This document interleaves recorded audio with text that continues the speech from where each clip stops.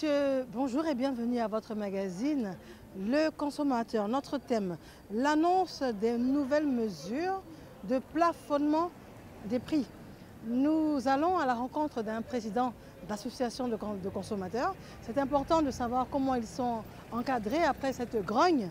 Et nous allons également à la rencontre de la secrétaire exécutive du CNLVC, qui est le Conseil national de lutte contre la vie chère. Sans oublier notre petit micro-trottoir, histoire de savoir ce que le consommateur pense des mesures prises par le gouvernement. On y est? On y va.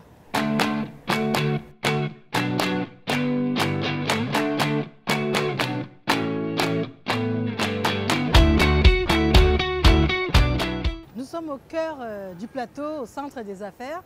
Nous avons choisi d'y être afin d'y mener un micro-trottoir. Que pensent les consommateurs des mesures prises par le gouvernement? Mais bien avant cela, est-ce qu'elles sont au courant? Qu'est-ce qu'elles en pensent et qu'est-ce qu'elles souhaitent? On y est? On y va.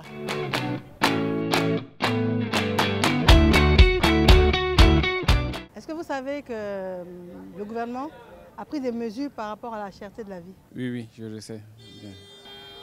Alors, qu'est-ce que vous en pensez? Qu'est-ce que vous avez constaté? Bon, je constate que les prix ils reviennent à la normale petit à petit, mais c'est déjà encourageant. Voilà un peu ça. D'accord. Tout est devenu cher sur le marché. On ne peut rien payer. Tu envoies 5 000 francs au marché même, tes sachets, tu envoies à la maison, il n'y a rien de bon dedans. Donc le gouvernement n'a qu'à faire quelque chose pour nous. Le gouvernement a fait quelque chose, vous n'avez pas vu qu'il y a des mesures, vous n'avez pas appris ça? Ah, on n'a pas appris. Vous n'avez pas appris? D'accord. Donc soyez à l'écoute, les choses sont en train de changer. Ok, merci.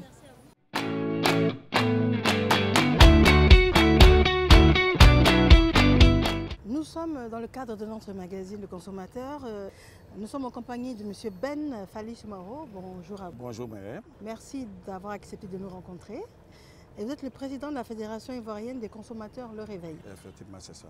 Très bien. Nous allons parler donc des mesures de plafonnement des prix par le gouvernement. Alors, d'entrée de jeu, l'association de consommateurs, qu'est-ce que c'est? Merci beaucoup, madame. Vous savez, j'ai toujours demandé aux Ivoiriens de se cultiver, de se renseigner, de chercher à connaître.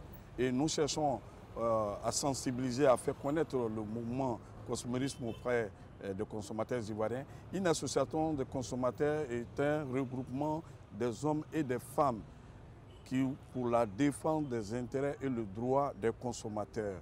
Et nous sommes chargés de remonter les préoccupations des consommateurs aux décideurs publics et privés et faire redescendre le retour des décideurs publics et privés aux consommateurs. Très bien. Voici le rôle d'une association de consommateurs. Très bien. Alors, il y a eu, bien évidemment, tout le monde est au courant, une grogne générale quant à la flambée des prix sur énormément de produits ici en Côte d'Ivoire. Et quelle a été la réaction des associations de consommateurs?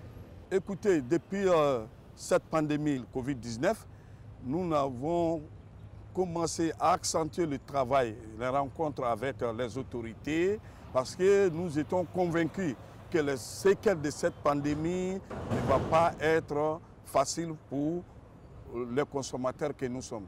Et que le fait que nous sommes un pays consommateur et non un pays producteur, et que ceux qui produisent étaient en confinement, forcément il allait avoir une pénurie des produits de grande consommation, il allait avoir de la spéculation, de la mauvaise foi. Donc il faut aller travailler avec les autorités. C'est ce que nous avons fait sans tapage médiatique, sans tapage dans les réseaux sociaux. Et aujourd'hui, cette rencontre avec les autorités pour faire remonter les difficultés des consommateurs, qui a abouti aujourd'hui aux 8 mesures qui ont été prises par le gouvernement ivoirien et les mesures qui satisfait entièrement nos préoccupations. Oui, d'accord, mais le gouvernement a réagi. Le gouvernement n'est pas resté insensible également aux remarques des consommateurs. Oui, absolument. Mais c'est ce que j'ai dit. J'ai dit c'est ce qui a abouti à la prise de ces 8 mesures par le gouvernement ivoirien.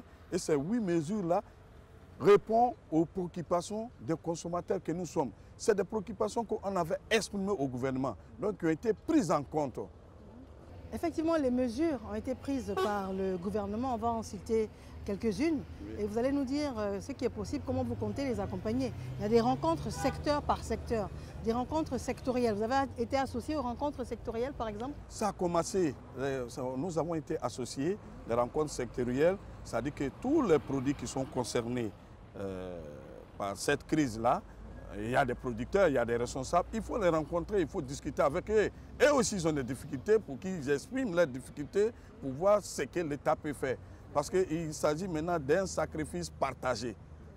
Les opérateurs économiques ont leur part de sacrifice, l'État a sa part de sacrifice, les consommateurs que nous sommes, nous avons notre part de sacrifice. Donc nous sommes associés aux rencontres sectorielles. Très bien. Alors on a par exemple également comme mesures qui ont été prises le fait d'encadrer certains produits, dont l'huile de palme raffinée, la farine par exemple, le riz et puis le bœuf. Ouais. Très bien. Voilà. Donc là également vous êtes satisfait? Nous sommes satisfaits puisque ça revient le premier point, c'est-à-dire des rencontres sectorielles, ces différents acteurs. Il y a des rencontres avec eux pour voir comment il faut encadrer ces prix-là. Mais comme je l'ai dit, nous, en tant qu'organisation de consommateurs, nous sommes là pour que effectivement ces mesures soient appliquées par tous. D'accord. Voilà. Très bien. Alors je reviendrai sur une des mesures qui nous a interpellés, c'est l'encadrement des bouviers pour faciliter leur entrée et leur sortie du territoire par rapport à l'approvisionnement. Cela a déjà commencé par le Conseil national de la lutte contre la vie chère qui est parti jusqu'à la frontière Burkina-Mali pour voir quelles sont les difficultés de ces acteurs-là pour rejoindre le marché final de notre pays. Et je pense que ce conseil a été beaucoup instruit, a beaucoup appris, a vu beaucoup de choses. Donc arrivé à Abidjan, a rendu compte aux autorités. Donc des mesures sont en train d'être prises où nous sommes déjà associés à certaines réunions pour vraiment essayer de régler quelques difficultés que les acteurs de cette filière ont pour arriver au marché finaux de notre pays. Très bien. On a également, parmi les mesures qui ont été prises, on a noté qu'il y a des comités qui sont en train d'être mis en place, des comités locaux de lutte contre la vie chère. On réalise également qu'ils sont très présents sur le terrain, le CNLVC, le Conseil national de lutte contre la vie chère, ils sont très présents aujourd'hui. Donc ce renforcement de la communication rassure les populations? Absolument. Vous savez que la plupart des décisions sont prises à Abidjan et les membres sont composés que ceux qui sont à Abidjan.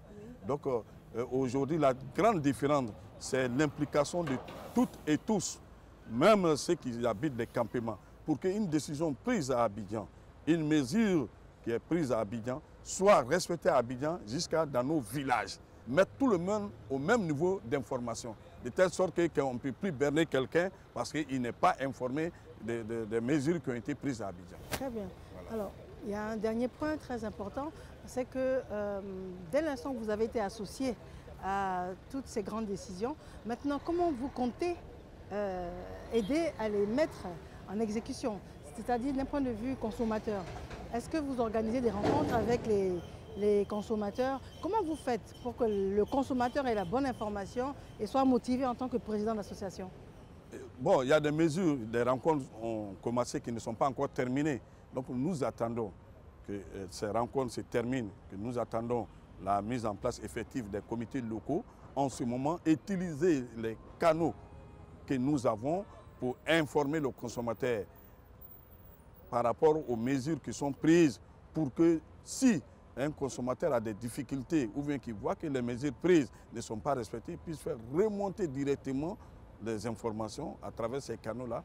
Et nous, en tant que membres du Conseil national de la lutte contre la vie chère, on puisse réagir immédiatement dans l'intérêt des consommateurs. Très bien. Quand on parle avec vous d'association de consommateurs, on parle de combien de personnes? Non, une association, elle est ouverte à toute la population. Ce n'est pas un syndicat. Le syndicat est fermé. Hein, mais une association n'est pas fermée, ce n'est pas une association du village mais des régions. C'est une association nationale, donc qui couvre l'ensemble du territoire national. Quiconque veut adhérer à une association ne peut pas être empêché s'il respecte le statut et le règlement intérieur de l'association. Donc en parlant, lorsque le président de la République quitte son bureau et qu'il va au marché, je deviens son président parce qu'il est consommateur. Et vous êtes président de combien de consommateurs aujourd'hui? Il est difficile d'avancer un mot parce que il y a des gens qui s'occupent de ça, c'est eux qui ont les normes exacts. Parce qu'il y a les adhérents, ceux qui payent régulièrement les cotisations, il y a les sympathisants et il y a ceux-mêmes, l'ensemble de la population, qui bénéficient des fruits de notre lutte, mais qui ne participent à aucune réunion, qui ne donnent pas un rond pour les activités. D'accord, voilà. Très bien. Nous avons fait le tour de la question. Quel est votre mot de fin? Mon mot de fin, c'est de demander aux Ivoiriens de cesser de faire des commentaires inutiles dans les salons, dans les maquis et dans les grains, de s'intéresser aux 8 mesures prises par le gouvernement, de se sentir concernés, de s'approprier de cette mesure-là. L'union fait la force. Et que nous devons cesser par notre comportement de contribuer à la charité de la vie plutôt. Je m'explique. Quand il y a eu cette pandémie, les Ivoiriens se sont retirés dans les supermarchés pour s'approvisionner. Mais tout de suite, là, les opérateurs ont commencé à modifier les prix à la hausse parce qu'ils ont vu qu'il y avait l'affluence. Et c'est notre comportement qui a fait ça. Ce sont des... À tout bout de champ, tout est cher, le commerçant profite de ça, même quand pour lui n'est pas cher, il fait ça cher. Notre comportement aussi contribue à la charité de la vie. Donc nous devons être sereins, nous devons être tranquilles. Et quel comportement vous conseillez? C'est le comportement de vigilance. C'est le comportement de vigilance, c'est le comportement d'un consommateur qui cherche à savoir qui fait moins cher et qui fait la qualité. Très bien. Alors lorsqu'il y a un prix qui ne respecte pas le plafonnement ou l'encadrement, quel est le recours? On peut vous contacter? Toutes les associations de consommateurs peuvent être contactées, comme le ministère du Commerce peut être contacté. En ce qui nous concerne, même le week-end, nous sommes disponibles, nous sommes à la disposition des consommateurs de façon bénévole. D'accord. Très bien. Je vous remercie infiniment en tout cas. C'est moi qui vous remercie. Pour accepter notre invitation. Je le rappelle, M. Ben Fally Soumaoro, président de la Fédération ivoirienne des consommateurs Le Réveil.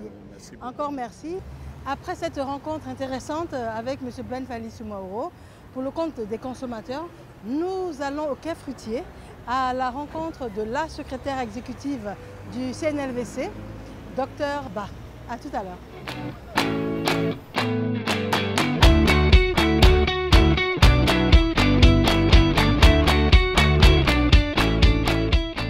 Dans le cadre de notre magazine, nous avons choisi le Quai Fruitier au plateau pour venir à la rencontre de la secrétaire exécutive du CNLVC, qui est le Conseil national de lutte contre la vie chère. Docteur, bonjour. Bonjour. Merci pour notre rencontre.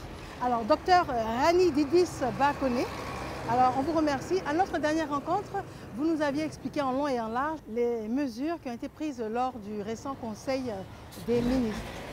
Très bien. Alors, nous aimerions savoir à ce stade où est-ce qu'on en est. Quel est l'état des lieux de ces grandes décisions? Dans les mesures qui ont été adoptées par le gouvernement, figuraient des mesures immédiates et des mesures structurelles. Les mesures immédiates, comme son nom l'indique, ont immédiatement commencé à être mises en œuvre. Parce que ce sont des mesures qui ont pour but de stopper la hausse des prix, notamment des prix de certains produits de grande consommation que nous avons constatés. Donc ce sont des mesures, par exemple, pour être concret, si vous regardez la mesure qui consistait à rencontrer filière par filière les opérateurs économiques, cela a été fait en intégralité. Nous avons rencontré l'ensemble des acteurs des produits concernés, des produits qui ont connu une hausse de prix, qu'il s'agisse des secteurs de l'huile, de la farine, de la viande ou encore du riz. Tous ces acteurs ont été rencontrés. Donc cette mesure, elle a été entièrement mise en œuvre. Nous avons rencontré, nous avons discuté, nous avons compris la préoccupation et des mesures ont été prises. Si vous prenez la mesure d'encadrement des prix, qui fait partie aussi des 8 mesures immédiates, un travail a été fait et des recommandations ont été envoyées au gouvernement pour prise de décision en ce qui concerne l'encadrement des prix des produits spécifiques, le riz, l'huile, la farine ou la viande de bœuf. Donc c'est une mesure également qui est en cours d'exécution.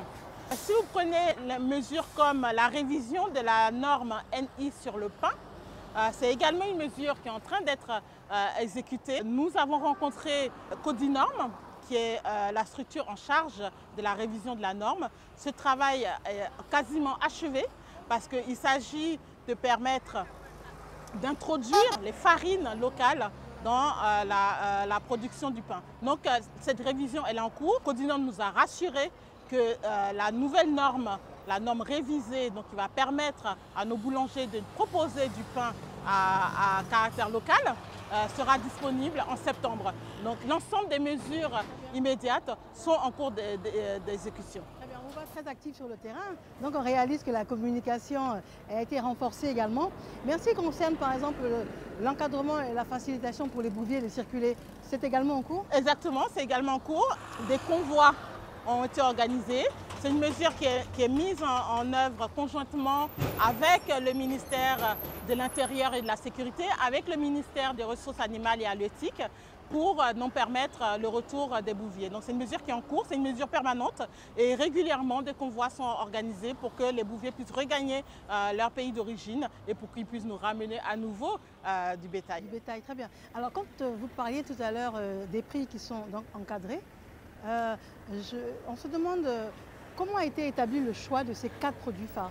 Ces produits ont été choisis parce que nos relevés des prix, les études que nous avons menées au niveau du ministère du Commerce et de l'Industrie ont montré que ce sont les produits qui ont connu la plus forte hausse.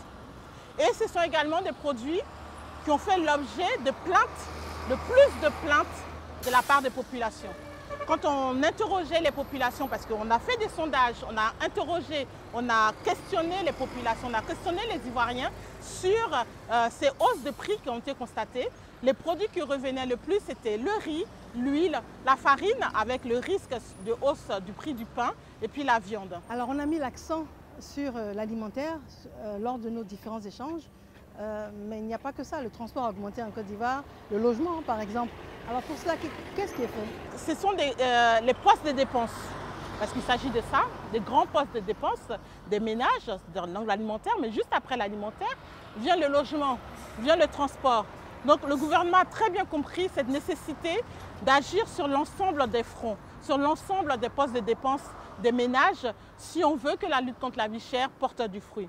Donc effectivement, dans les mesures qui ont été adoptées, il y a également des mesures qui concernent le transport, qui concernent par exemple le transport de marchandises et le transport des personnes. Donc il y a une mesure qui consiste à travailler avec le ministère des Transports, à travailler avec les acteurs, les transporteurs, pour qu'on puisse arriver à l'établissement d'un barème de transport. Parce qu'il est inadmissible de se rendre compte que la ligne, par exemple si on prend le Baka, Adjamé, Bingerville, qu'on puisse passer de 250 francs, 300 francs à 500 francs, 600 francs, sans aucune raison, parce que par exemple, le carburant n'a pas augmenté. Ça fait 3 mois d'affilée qu'il n'y a pas de hausse du carburant. Le prix du carburant est maîtrisé dans notre pays.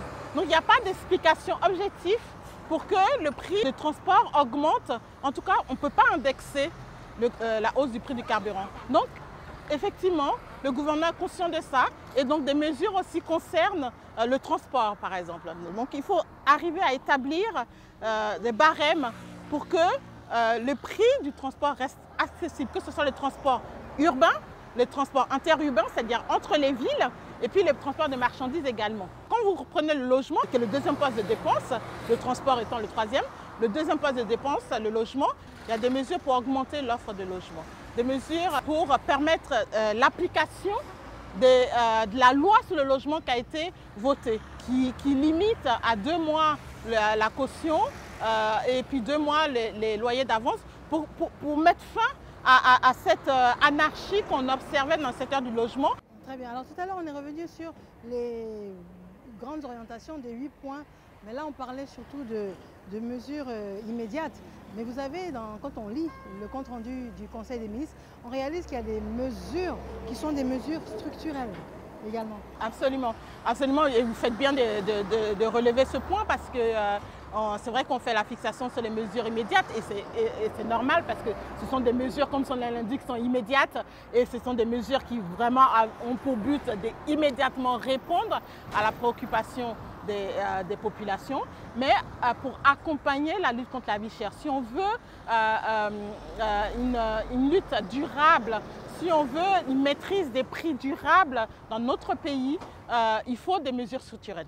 Et ces mesures structurelles notamment concernent la hausse de l'offre. Il faut qu'il y ait plus d'offres sur le marché. Parce que, vous savez, les prix sont libres, c'est la loi de l'offre et de la demande. Plus il y aura d'offres sur le marché, plus les prix vont baisser. Et donc, il s'agit de travailler sur l'offre. Donc, il s'agit d'augmenter la production agricole, d'augmenter la production au niveau non des produits vivriers, mais également au niveau du bétail, au niveau des ressources halieutiques, ouais, mais également augmenter l'offre de logement, comme je l'ai indiqué, augmenter l'offre de transport pour pouvoir permettre la concurrence de jouer. On réalise que tout est en cours. Tout est en cours, tout est en cours d'exécution parce que c'est une priorité du gouvernement, parce que c'est une demande du gouvernement et c'est un sujet, la lutte contre la vie chère est un sujet qui est traité au plus haut niveau, est traité par la présidente de la République, par la primature, évidemment par le ministre du Commerce et de l'Industrie, M. Souleymane Dirassouba. Donc c'est un travail au quotidien qui est mené par l'ensemble des départements ministériels, évidemment qui est mené par le Conseil national de lutte contre la vie chère. Très bien. Nous, on a les réponses à nos préoccupations. Et quels sont vos propos pour conclure à l'adresse de notre cible, le consommateur? Écoutez, nous, je veux simplement rassurer les consommateurs. Déjà, les rassurer sur le fait qu'on a entendu leurs plaintes, on a entendu leurs cris de cœur, on a entendu les difficultés auxquelles ils font face. Et effectivement, il y a eu des hausses inacceptables. Il y a eu des hausses inacceptables. Le Premier ministre l'a dit quand il allait visiter le marché d'Adjamé. Il y a eu des hausses qui étaient inacceptables. Et donc, immédiatement, des mesures ont été prises. Donc, je veux dire d'abord les rassurer que les difficultés qu'ils vivent sont comprises par le gouvernement et sont traitées actuellement par le gouvernement. Donc déjà, leur passer ce message d'apaisement, qu'on entend leurs plaintes, on a entendu leurs plaintes, on a entendu, on a vu, on a constaté les hausses des prix et des mesures sont en train d'être mises en œuvre. Notre prochain numéro, le consommateur, on va parler des prix en tant que tel? Oui, bien sûr, parce qu'on va continuer à informer les populations, à informer les consommateurs sur les mesures qui sont prises, sur l'application des mesures qui sont prises. Effectivement, parmi les mesures, il y a la mesure d'encadrement. Donc il y a un travail préalable qui a été fait au niveau du ministère du Commerce et de l'Industrie, au niveau du Conseil national de lutte contre la vie chère, pour faire des recommandations au gouvernement. C'est sur la table du gouvernement et l'encadrement des prix, qui est une mesure phare, qui est une mesure attendue par les populations, sera adoptée par le gouvernement. Et des annonces seront faites par le gouvernement dans les meilleurs délais. Je vous remercie infiniment. C'est moi qui vous remercie, Mariam. Je vous en prie. Merci à vous. À bientôt. À bientôt. Voilà, nous sommes au terme de notre magazine. Nous pouvons dire qu'effectivement, le cri de cœur des populations a été entendu par le gouvernement. Nous pouvons également affirmer que les mesures sont en exécution.